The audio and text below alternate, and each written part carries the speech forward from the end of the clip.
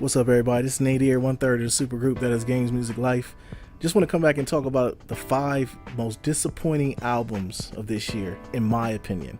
This doesn't have anything with Jay, nothing to do with Kevin. I'm sure they probably will disagree with my list. But I was thinking about it. We did a top 10 favorite albums of the year. I thought I'll do 5 of the most disappointing albums, just in my opinion, what I thought this year. In no particular order. Number 5 was Jeezy, Trap or Die 3. I don't know, this was coming off of his Church in the Streets album. I really did not like this album a lot. Now, mind you, these are 5 albums that I anticipated that I just didn't think lived up to par. Didn't think they were good, in my opinion. Once again, Jeezy, Trap or Die 3.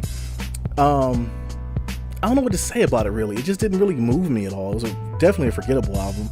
And it just didn't seem like the traditional Jeezy that I liked. That Church in the Streets album, he even admitted was something he got away from his normal self. And, you know, I want my artists to evolve, but some artists I kind of expect certain things from. In Trap or Die 3, he tried to get back to the original Jeezy, which he was before, which everyone loved, and it just didn't get me on this one. Number 4, Drake with Views. Now, mind you, I did play this album a lot. I still play some of the songs. It just sounds like it's filled with some of the most struggle bars I've ever heard from Drake.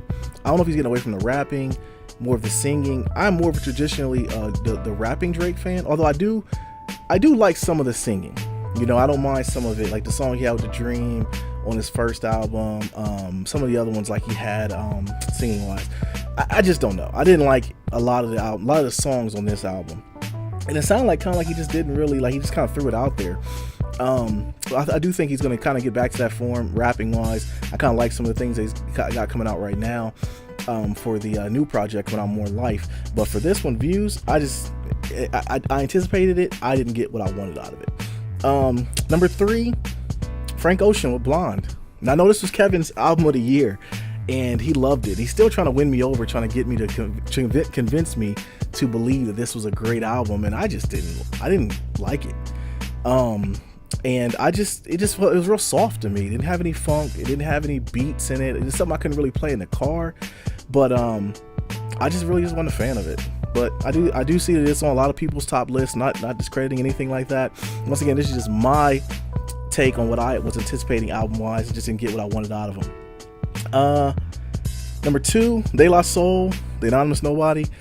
I wasn't a huge De La Soul fan, but I did expect to hear a little bit, just a different vibe on this one. I wanted traditional De La Soul, but I thought maybe they would have evolved as rappers, and it just sounded dated to me. Now, I know my old heads are going to kill me on this one. I get it. Get in the comments. I understand. I just didn't get out of this album what I wanted it, from it, and I anticipated it. I wanted to hear a lot of it.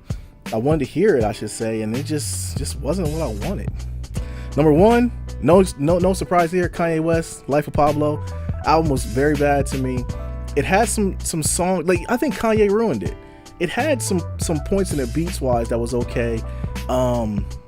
Chance the Rapper's track that's on there that he gave to Kanye, the Ultralight Beams, is definitely the highlight of the album. But after that, man, it really took a turn. Kanye just put some of the worst bars I've ever heard. I mean, like Warren G epic bars on here. I just did not like. So Kanye ruined it, and I think, and I'm a big Kanye fan, and I was definitely looking forward to this album. I wanted to hear something from him that would move me, kind of make me believe that the old Kanye is somewhere in there, the pink polo guy is in there, but once again, he proved me wrong. This album was a complete letdown. I didn't like it at all. I know Jared liked it at one point, then he kind of saw the light, and me and Kevin was both on it. It wasn't terrible. The good parts about it had nothing to do with Kanye, and I think that was the most disappointing part about it.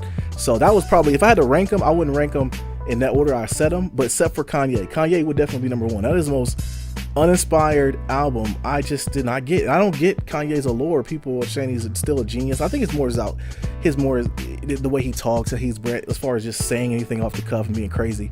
And I'm sure Kanye is somewhere eating ice cream with a bib on right now, and that really upsets me as well.